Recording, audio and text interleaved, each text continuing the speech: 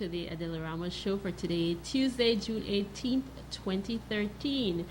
Tonight, I have two gentlemen with me, very vocal on national issues, and of course, they're no strangers, but they have some very heavy topics that they want to discuss with us here tonight. To my left, I have Mr. Paco Smith, and he is affiliated with two entities, the Belize Coalition for Justice and the Belize Territorial Volunteers. And I know when you think Belize Territorial Volunteers, you think of Mr. Maheia, and he's my second guest to my right.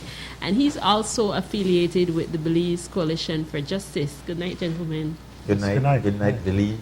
Good night, everyone. Before we start, I'd like to thank our sponsors, Atlantic Bank, BTL 4G, Bowen & Bowen, the National Committee for Families and Children, Courts, the Belize Coalition to Save Our Natural Heritage, Brothers Habet, Chopigas, and Amandala. So, how things are PG? Yeah, the rain laps out. Lot of rain is out, normal for PG. When they say this thing about TD2, they're wrong, and like people of PG not even know because that's a normal rain. They not even know that about TD, that are like regular week rain in June. So PG, as you know, is the tongue is 14 feet above sea level compared to Belize City, which is 2 feet below sea level. So we are at the heights. So we are very safe down there. Yeah. You know, and so flying up from PG, what did you observe? Well, flying up, I know Dangriga, Stan Creek District, Hopkins definitely took a packing. The road going into Hopkins was flooded out. All the surrounding areas was flooded out. Besides that, the other area that I saw a lot of flood was in Gales Point. Gales Point, there are like 3 little islands there. You know, that point goes out and one road goes right to the end of the village. Well, that road is impossible from what I could observe from the air. So the Stan Creek District definitely got its more than fair share amount of rain. Okay. But despite the weather, I hear that you have plans for another activity this weekend on the Belize Territorial Volunteers. Well, it's not this weekend. Last week we went out to the village of Poite.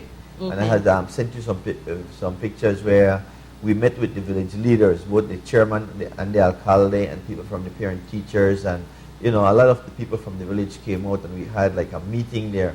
And the people are very concerned about the incursions that continue to take place. But even more so than that, after talking to a lot of people in the village, and this is not only like one village, this is Poite and Otosha and Dolores. Those markers have been tampered with. You know, before I had talked about the border corns. When the British were there, and even in the early 80s when the BDF took over, before they took them from where they belong on the borderline and began to put them in Belize City, there were border corns. And I had spoken with ex-General Cedric Boland, who could attest to this, and a lot of the former BDF people who I really enjoy talking to. And they talk about these border corns. And now I'm speaking with the people in the villages, for example, in Poite, and they're saying that the Guatemalans are coming in and dismantling the border corn, scattering it, because there were just piles of rocks along the border so that you could maintain a straight line.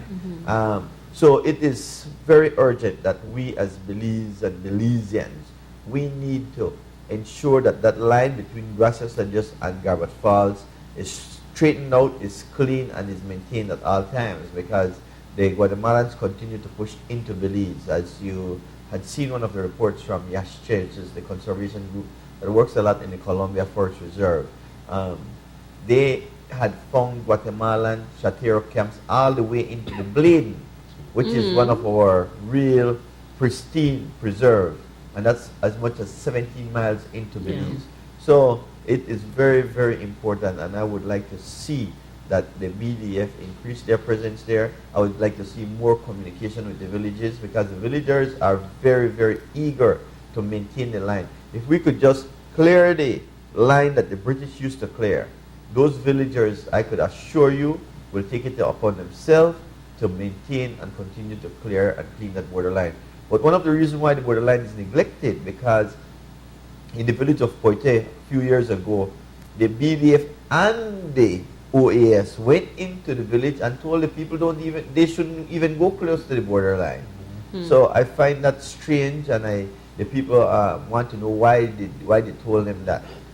They stuck a post in one area, and this is don't cross this, which was, I guess, for the West might have been what they consider the adjacency zone. But the Guatemalans, they do not respect an adjacency zone. They are clearing into Belize's territory right now. That's why a lot of time when we go to clear the borderline, people are saying, well, I don't see no line, but you don't see no line, but you see cornfields. You see pastures. We can't clear a line if there's no line. The line is there, but it's already cleared. What we need to do now is just continue to put markers there so people can know when they're crossing the borderline, because it's cleared to the ground. A lot of it is like right down to the ground, because the Guatemalans have built their pastures on the borderline itself. You make a good point, because I can recall when I went on a flyover with Friends for Conservation and Development, and you would look at how things are along the border area,